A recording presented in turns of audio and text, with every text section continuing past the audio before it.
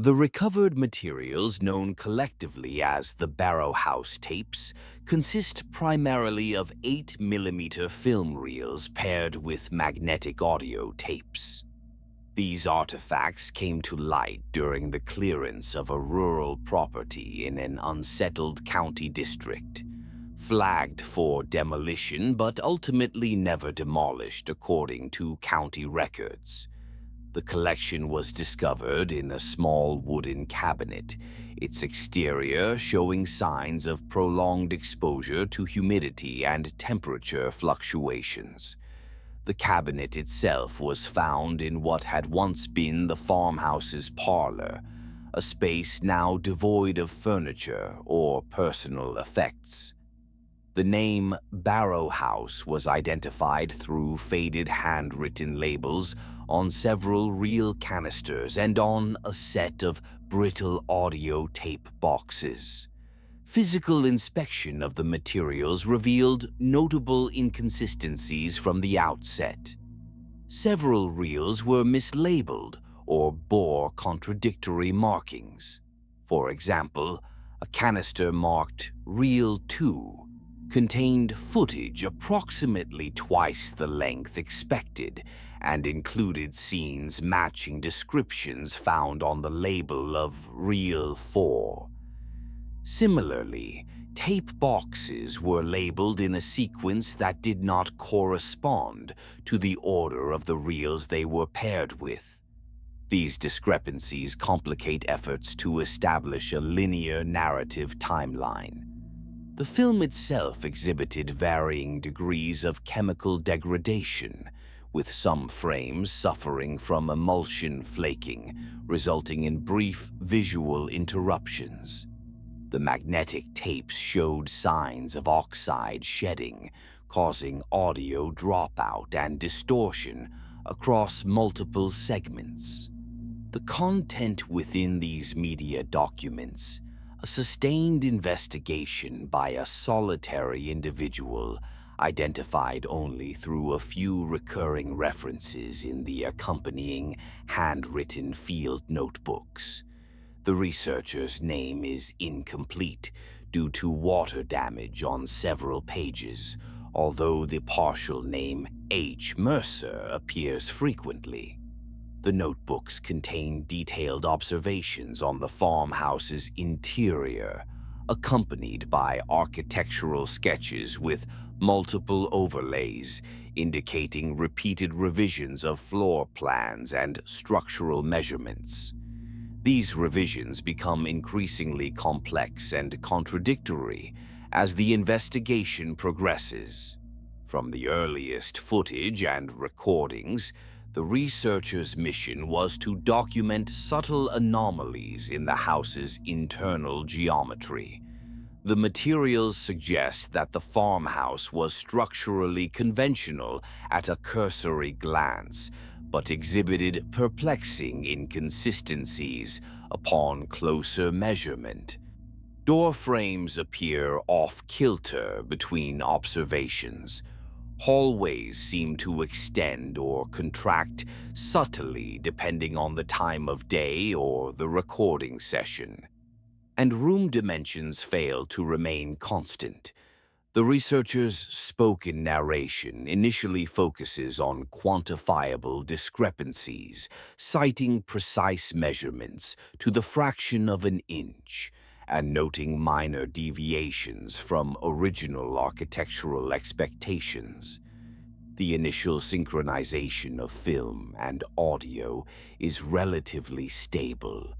The film captures static shots of rooms, doorways, and hallways, while the audio provides clear narration describing the spatial features visible on screen. Over time, however, these two sources begin to drift out of alignment. The audio begins to reference architectural elements that do not appear visually, and the film shows configurations that contradict the spoken descriptions. The extent and nature of the desynchronization suggest more than mechanical failure. Rather, they imply a divergence in the reality captured by visual and auditory documentation. The architectural sketches provide a visual record of these shifts. Layers of drafting paper and tracing overlays reveal attempts by the researcher to reconcile conflicting spatial data. Early plans resemble conventional floor layouts consistent with regional farmhouse architecture from the mid-20th century. Later plans, however, incorporate non-Euclidean angles and corridors that defy straightforward mapping. Annotations on these sketches grow increasingly urgent and fragmented, with some notes overwritten or crossed out, indicating uncertainty or shifting hypotheses. Throughout the collection, there is no evidence of external interference or tampering. The degradation of physical media is consistent with environmental aging rather than deliberate damage. The researcher's tone remains measured and clinical, even as the observations grow more perplexing. The sense of unease emerges through the accumulation of contradictions, rather than direct description of threatening phenomena.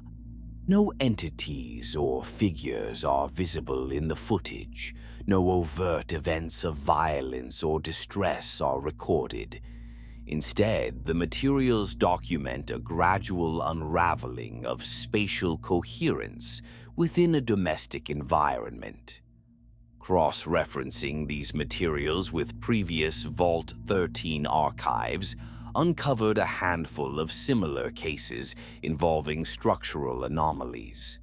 Those cases, however, often involved larger-scale sites or overtly hazardous conditions. The Barrow House Tapes stand apart due to their intimate scale and the singular focus of the investigator. The subtlety of the phenomena and the analog medium preserve a layer of ambiguity. The overlapping timelines and conflicting spatial data challenge efforts to pinpoint a definitive sequence or cause. A notable point is the absence of final demolition records for the Barrow House site.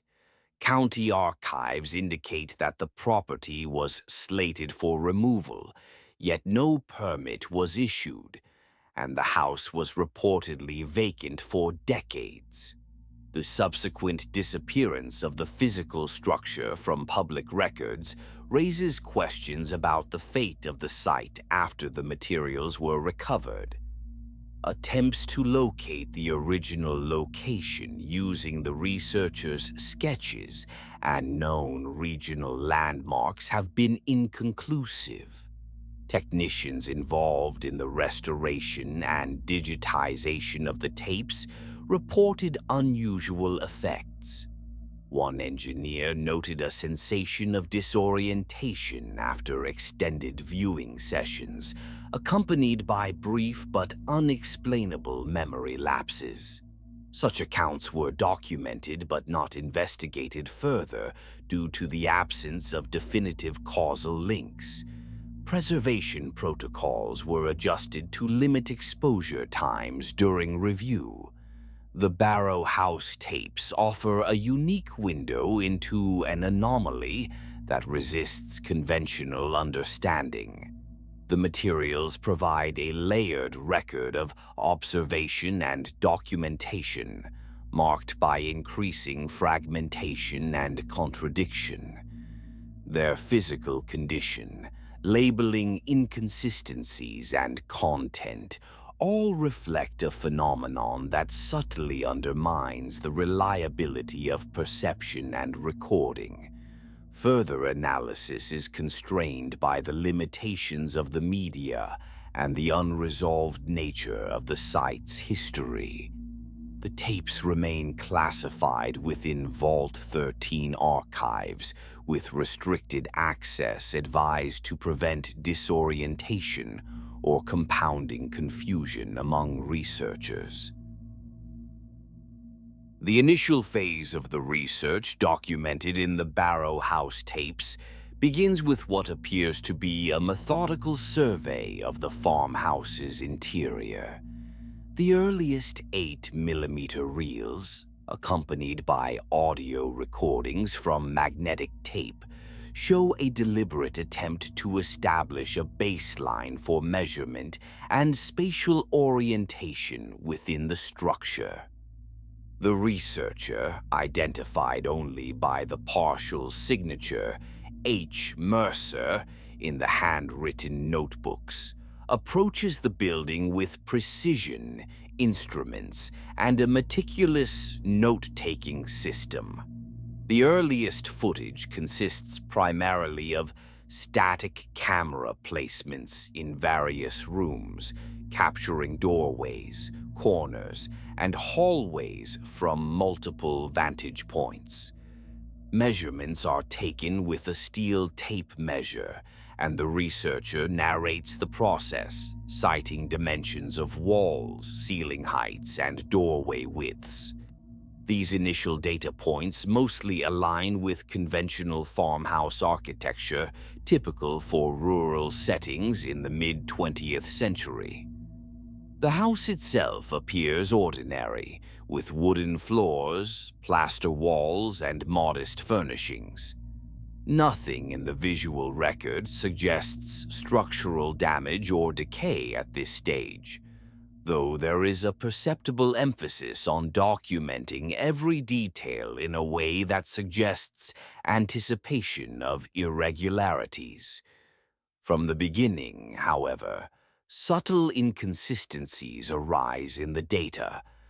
The narrator notes that door frames measured in one session do not quite match those recorded earlier, differing by fractions of an inch.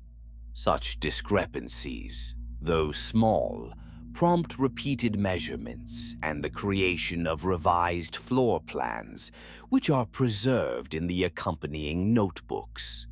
These sketches overlap, showing layers of corrections and annotations that indicate an effort to reconcile contradictory data. In particular, certain doorways appear misaligned when compared side by side, as if the walls themselves have shifted slightly between observations. The researcher's narration remains calm and clinical, focusing on quantifiable differences rather than speculative interpretation. The earliest audio tapes describe these discrepancies in precise terms. Measurements of a hallway door recorded as 32.5 inches in one session appear as 32.9 inches in a subsequent recording. The researcher hypothesizes potential causes such as measurement error, thermal expansion of materials, or settling of the structure, but finds these explanations insufficient to account for the range and pattern of variations. Visual footage taken during the initial days shows the researcher moving methodically through the house, panning slowly across walls and doorways, often with notes shouted quietly to the recorder. In several sequences, the film captures hallways that appear longer or shorter than previously documented. At times, the camera angle changes inexplicably between shots, revealing new or altered architectural details that had not been present before. These visual shifts coincide with audio commentary, noting that the house feels different, or that certain lines don't match up as expected. Audio and film remain reasonably synchronized during these early sessions. The narration generally corresponds to what is visible on film, reinforcing the sense that the anomalies are subtle and localized rather than overt. The researcher often pauses to compare current observations against prior sketches, noting where measured distances deviate from previous records. Floor plans are amended with incremental corrections, and particular attention is paid to the junctions between rooms, which seem prone to inconsistency. The notebooks reveal that the researcher developed a system for tracking these variations over time, marking areas of the house with codes denoting stability, minor deviation, or significant irregularity. Initially, only a few doorways and corridors fall into the irregular category, but even these appear to shift within narrow parameters. The researchers' entries include diagrams with multiple tracing overlays, documenting the evolution of the house's layout as perceived during repeated visits. There is evidence that the investigator visited the property over a span of several weeks, returning at different times of day to assess whether lighting or environmental conditions affected measurements. Notes indicate an awareness of potential temporal factors, with observations such as morning light shifts shadows, complicating visual reference points, and temperature variation may affect wall materials. Such remarks suggest a controlled approach aimed at isolating variables that could explain discrepancies. Despite these precautions, the anomalies persist. The researcher expresses a growing sense of puzzlement, reflected in increasingly dense annotations and occasional underlining or circling of problematic measurements. The tone, while consistent in its technical detachment, hints at an underlying frustration with the inability to establish a consistent architectural baseline. Perhaps most notable in this initial phase is the way the film captures spatial relationships that contradict earlier documentation. In a sequence filmed on the third day of recording, the camera moves through a hallway whose length appears significantly shorter than that recorded 2 days prior. The researcher's narration acknowledges this difference without overtly questioning its cause, stating only that the corridor measures approximately 14 feet today, rather than the 17 feet noted previously. There is no indication of environmental damage or construction work that could explain such a change. The audio recordings also include references to features unseen on film. For example, in one session, the researcher notes a small alcove adjacent to the living room that the camera does not capture. This discrepancy is not addressed in the narration, but the notebooks contain sketches indicating the alcove's position, corroborating the researcher's verbal description. This mismatch between sensory records is one of the earliest signs of desynchronization, though it remains limited in scope. Technical logs maintained during the restoration of these materials note that the film reels and magnetic tapes from this phase are in relatively good condition, with minimal degradation or mechanical faults. The labeling on the reel canisters mostly corresponds to the content within, although a few discrepancies in numbering raise questions about the organization of the archive. However, at this stage, no significant synchronization errors are documented beyond those intrinsic to analog media. One of the architectural sketches from this period stands out for its layered complexity. It shows the farmhouse's floor plan with multiple translucent overlays, each indicating a different measurement session. The overlays reveal conflicting dimensions for several rooms, with annotations questioning whether the variations stem from measurement error or spatial instability. The researcher's handwriting in these notes remains steady and legible, suggesting no decline in mental clarity at this point. Throughout this initial stage, no external interference is evident. The materials do not reveal signs of tampering or intentional disruption. The researcher appears to work in relative isolation, with no indications of additional personnel involved in the documentation process.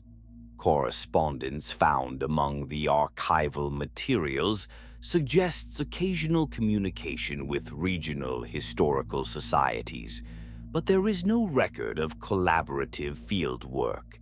In sum, the early recordings portray a systematic effort to quantify and catalog minor but persistent anomalies within the farmhouse's interior geometry.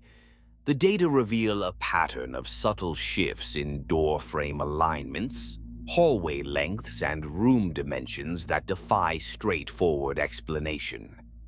The visual and auditory records are largely consistent, though small mismatches between spoken description and filmed content foreshadow growing desynchronization. The researcher's approach is methodical, grounded in measurement and observation, with an emphasis on establishing a reliable baseline from which deviations can be tracked. These initial findings establish the framework within which subsequent recordings will diverge more markedly. The Barrow House, at this stage, appears as a conventional structure exhibiting elusive but measurable inconsistencies. The researcher's documentation suggests an increasing awareness that the house's spatial properties may not be stable, challenging assumptions about fixed architecture. Yet, within this first section, the materials present a controlled study of minor deviations, rather than an overtly inscrutable phenomenon. The subsequent phase of documentation reflects a notable shift in both the content and coherence of the materials. The film reels and audio tapes indicate a growing difficulty in maintaining synchronization, accompanied by an escalation in the spatial discrepancies observed within the Barrow House. The researchers' efforts to quantify the structure's geometry become increasingly fraught with uncertainty, and the records reveal both an expansion in the range of anomalies and a growing fragmentation in the observational data. Initial indications of desynchronization appear as subtle temporal offsets between the audio narration and the film imagery. In several sessions, the researchers' spoken descriptions lag or precede the visual footage by a matter of seconds, occasionally referencing architectural features that are either absent from the current frame or that appear only later in the film. These minor misalignments gradually increase through this stage, complicating efforts to correlate measurements with physical locations depicted on screen. One particularly illustrative example occurs during a sequence focused on the main stairwell. The film captures a narrow, straight staircase, ascending a single flight, framed in static shots from several angles. The audio, however, describes a winding stair with multiple landings and an intervening hallway, none of which appear visually. The researcher's tone remains clinical, noting that the stairwell extends through an L-shaped corridor that is not visible in the current frame, without elaboration. This divergence suggests that either the perception of the stairwell's configuration is unstable, or that the recordings capture overlapping or shifting spatial realities. The architectural sketches from this period reveal increasingly complex overlays, with some annotations crossing out entire sections of previously accepted floor plans. The researcher attempts to reconcile data by proposing the existence of a baseline geometry, a hypothetical fixed spatial arrangement that underlies the observed fluctuations. However, later notes question the validity of this concept, acknowledging that no single configuration remains consistent across multiple observations. Attempts to draft comprehensive composite plans culminate in chaotic diagrams where room boundaries curve or intersect at anomalous angles. Floor plan comparison charts, compiled as part of the research notes, illustrate the divergence in measurements over time.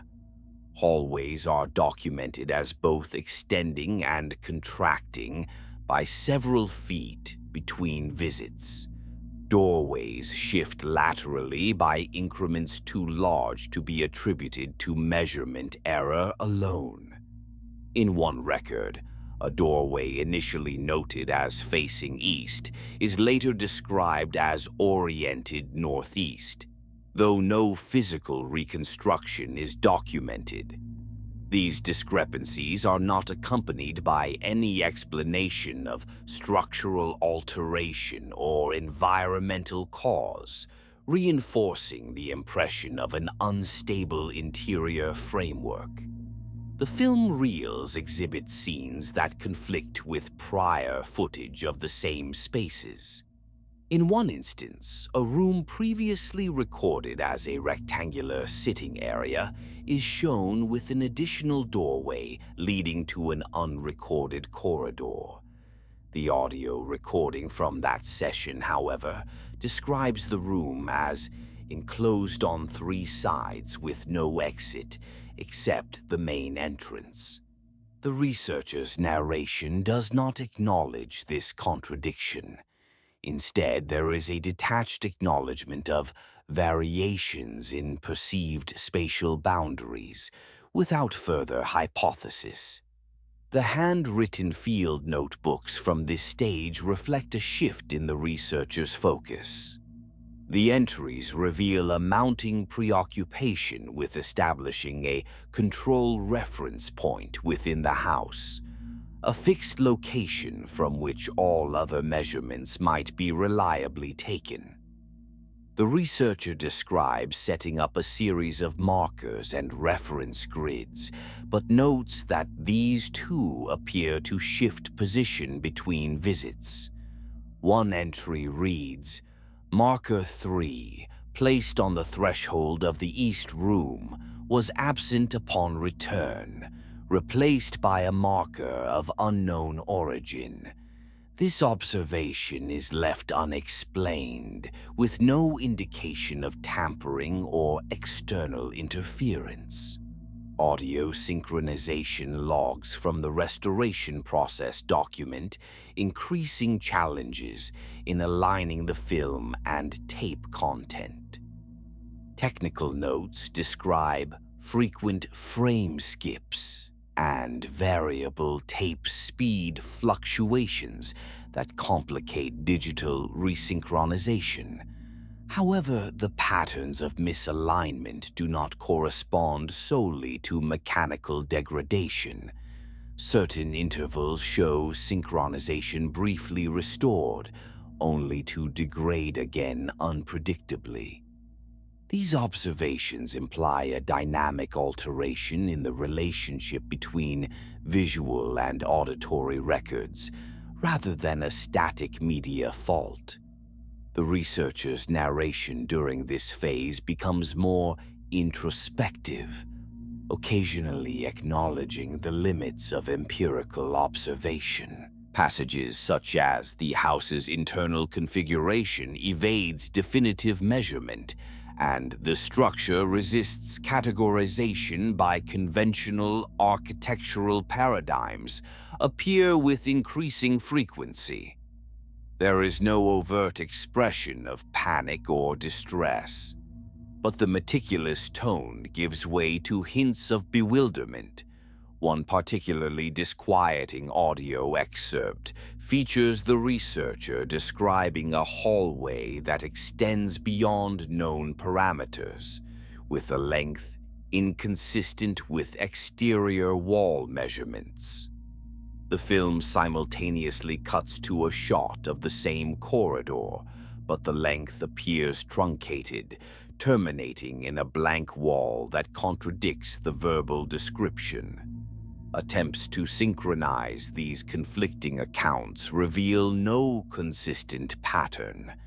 The discrepancies seem to shift with each iteration.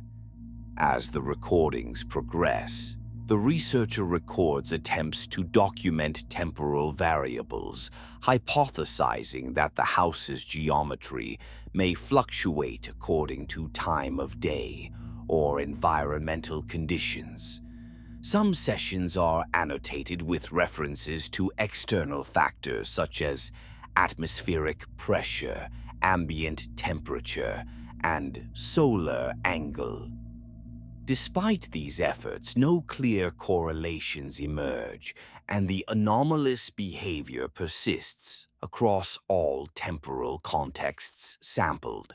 Further complicating the record are inconsistencies in the labeling of film canisters and magnetic tape reels from this period. Several reels labeled as sequential recordings contain footage or audio from apparently disparate sessions.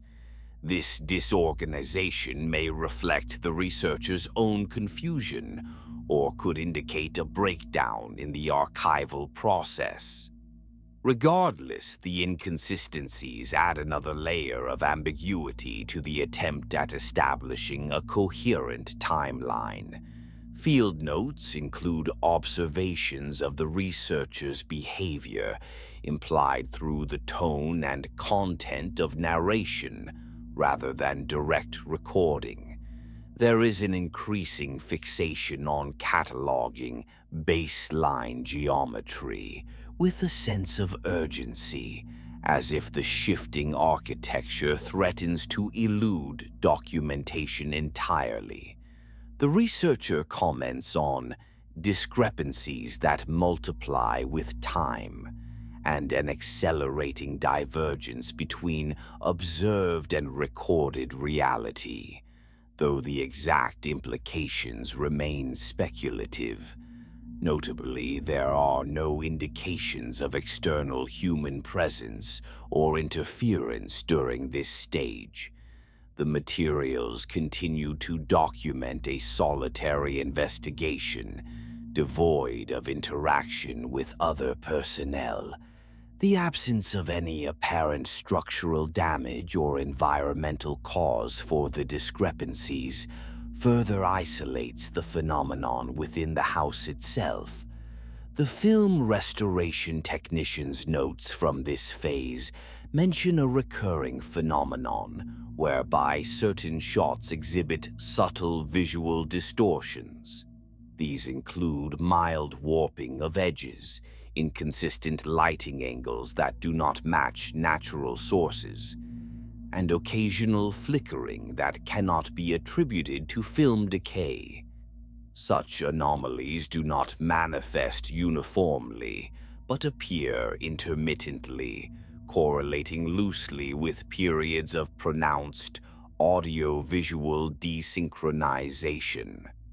Magnetic tape degradation analysis reports confirm that while some signal loss occurs, the principal factor complicating synchronization is not media decay but content divergence.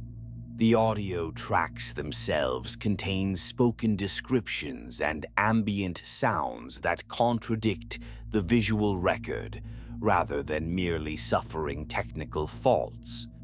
Throughout this stage, the Barrow House's internal spatial contradictions intensify. The overlapping timelines and conflicting measurements create an impression of a structure that does not exist as a single stable space, but rather as multiple superimposed or shifting realities. The researchers' documentation captures these shifts with increasing difficulty, and the materials reflect an accumulating dissonance between observation and representation. This phase ends with a film reel labeled Reel 4, which contains footage showing a hallway abruptly transitioning into an unfamiliar space not previously recorded. The audio track narrates a steady analysis of this new configuration, yet the visuals cycle repeatedly through different layouts that do not match the description. The researcher's voice comments on anomalous spatial intersections and the impossibility of static documentation, hinting at a growing awareness of the phenomenon's complexity. The final entries from this stage convey a tentative recognition that the Barrow House's geometry defies conventional mapping, and that the act of observation itself may contribute to the instability. The materials resist linear interpretation, and the researchers' attempts to impose order are undermined by the very nature of the anomalies encountered. Despite these difficulties, the documentation remains painstaking and detailed, maintaining a clinical tone that avoids speculation. The materials thus preserve a record of a gradual descent into spatial fragmentation, marked by increasing contradictions and a fundamental breakdown in the relationship between recorded speech and filmed imagery.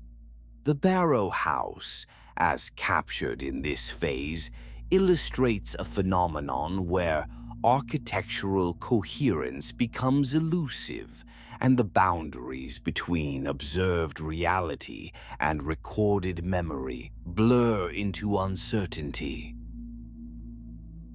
The materials from the final phase of the Barrow House recordings present a striking departure from earlier documentation. The previously measured inconsistencies and mismatches between audio and visual elements escalate into an outright divergence, with film and tape no longer reliably synchronized in any meaningful sense. What was once a controlled, if perplexing, investigation now reads as a fragmented and unstable record, where the researcher's calm narration narrates spaces and events that are not visually present, and the film shows configurations unacknowledged in the spoken material. One of the most notable features of these later tapes is the apparent awareness of the researcher about the shifting nature of the house, alongside a growing sense that the act of observation itself influences the structure. The narration frequently references present conditions or current spatial alignment. Yet these temporal markers fail to correspond with the imagery. In some cases, the voice describes a room or corridor in detail that does not exist in the film's visual sequence. For example, Scenes depict a stairwell ascending from a narrow hall, while the audio discusses a ground-floor dining room with vaulted ceilings and window placements inconsistent with any filmed architecture. Such contradictions become increasingly pronounced, suggesting a divergence between perceived and recorded spatial realities. The researcher's voice also begins to hint at a presence beyond the camera, though without specifying or identifying it. Phrases such as, "I can feel it observing from the other side," or "the house watches as I move," appear intermittently, embedded within otherwise technical observations.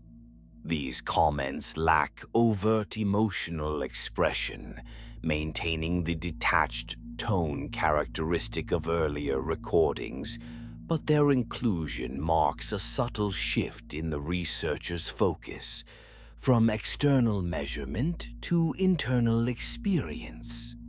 This suggests an increasing preoccupation with phenomena that cannot be quantified or mapped in conventional terms. In terms of visual content, the film reels from this period exhibit a series of disorienting structural layouts. Rooms appear to overlap or fold into one another. Doorways lead to unexpected spaces, and angles shift abruptly without physical rationale.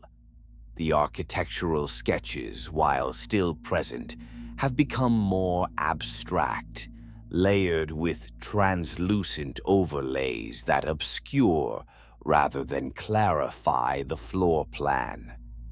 Annotations question the validity of any fixed layout and speculate on the possibility of simultaneous multiple configurations occupying the same footprint. These notes are less frequent than before, and sometimes interrupted by illegible scrawls or fragmented sentences, indicating a potential decline in the researcher's ability to document systematically.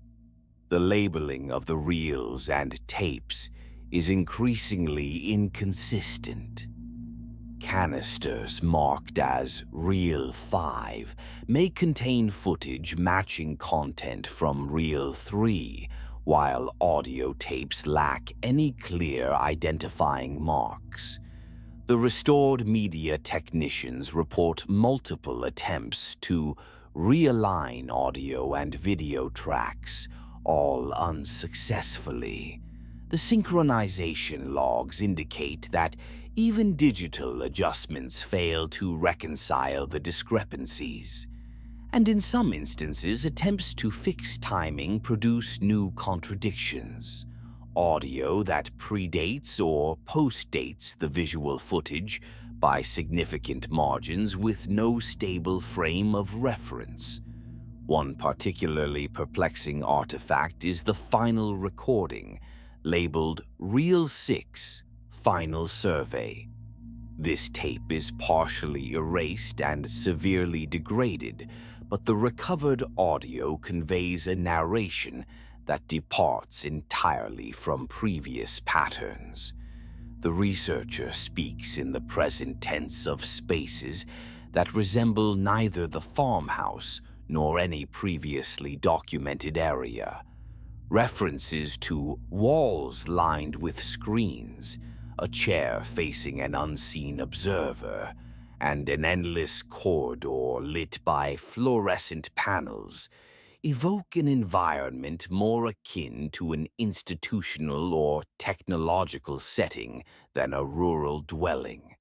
The film visuals on this reel are fragmentary and do not correspond to the described spaces, showing instead a series of indistinct shadows and blurred architectural fragments. The researcher's tone here is calm but resigned, as if acknowledging an irreversible shift in circumstance. there is a sense that the recordings themselves have become untethered from their original spatial and temporal context.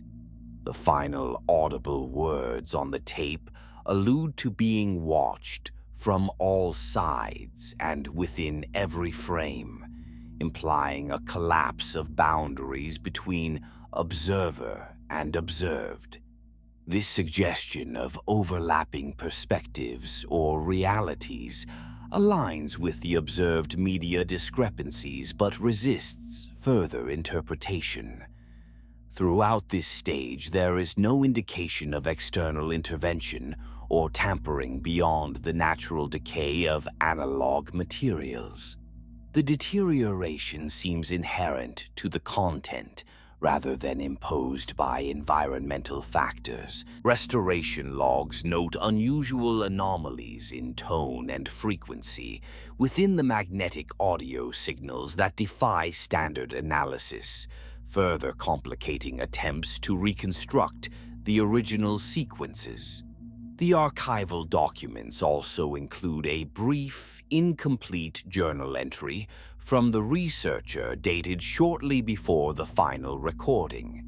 The handwriting is erratic, and the text references thresholds between what is and what is recorded, along with a corridor that reflects the watcher's gaze back upon itself.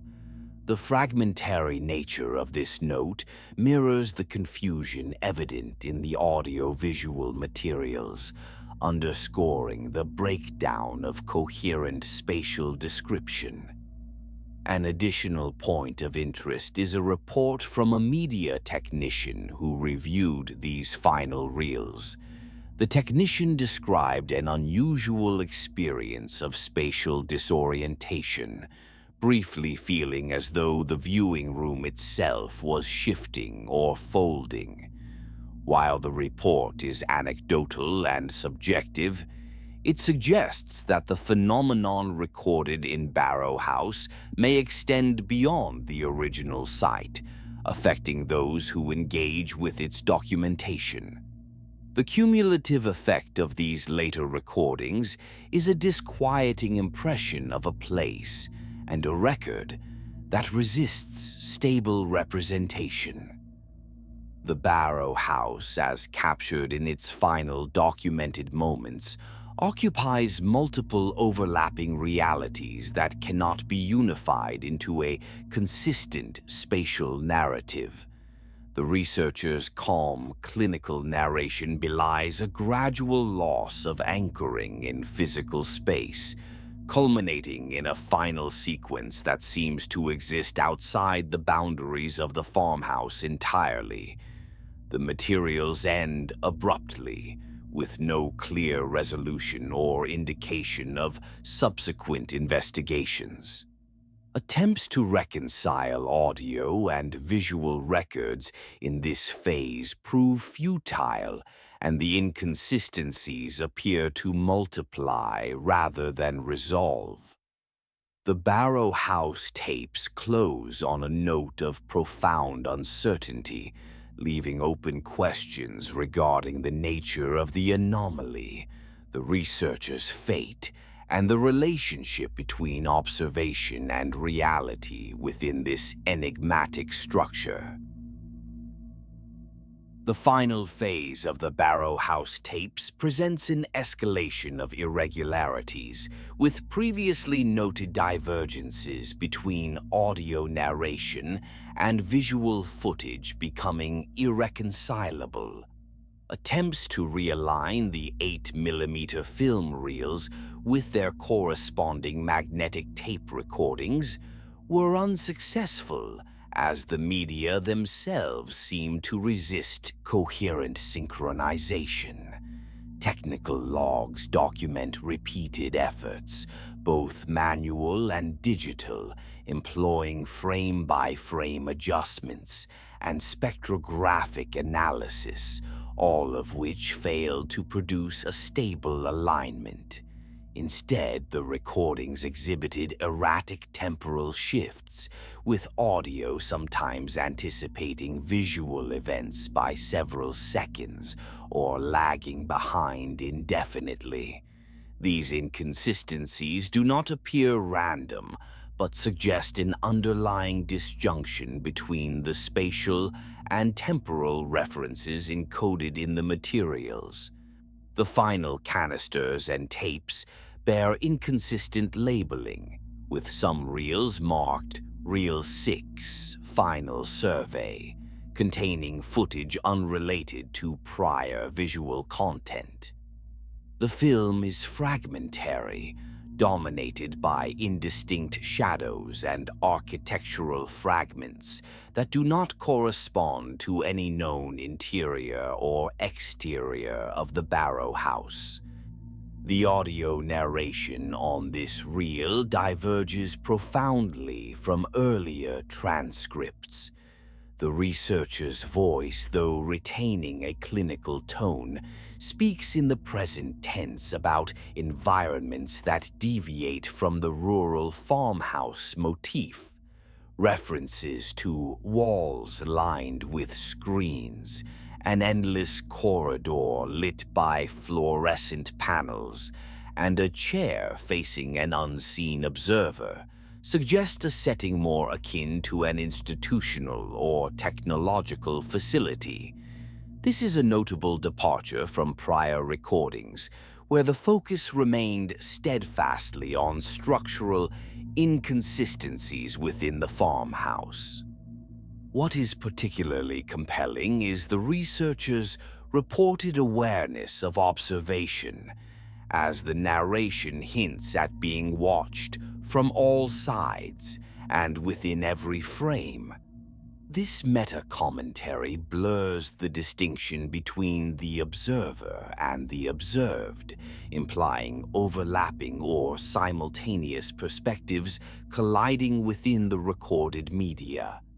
Contradictions between the narration and the visuals become more acute here.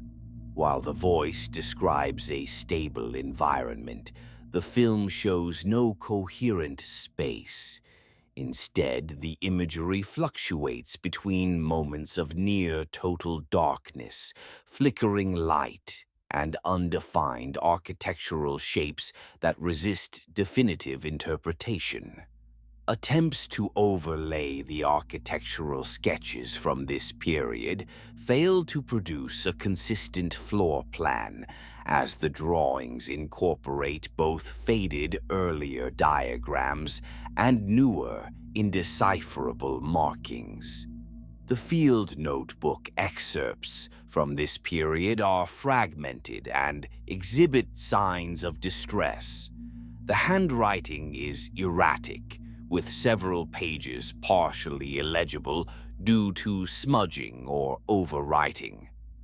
Among the legible notes, the researcher refers to thresholds between what is and what is recorded, and documents an experience of a corridor that reflects the watcher's gaze back upon itself. These phrases suggest a growing recognition of the anomalies' resistance to objective documentation, and an awareness that the act of recording may itself influence the phenomenon. However, the incomplete nature of these notes prevents definitive conclusions. A media technician's report appended to the archival files offers a rare external perspective. The technician recounts a sensation of spatial disorientation while reviewing the final reels, describing an ephemeral feeling that the viewing environment momentarily shifted or folded. Though subjective and not verifiable, this account aligns with the central theme of the materials, that the Barrow House anomaly might extend beyond the physical structure, affecting those who engage directly with its documentation. This phenomenon remains unquantified in the available data. No evidence of external tampering or environmental degradation explains the persistent deterioration of the final recordings. Decay within the magnetic tapes and film reels is consistent with age and storage conditions, but does not account for the complex temporal and spatial anomalies observed.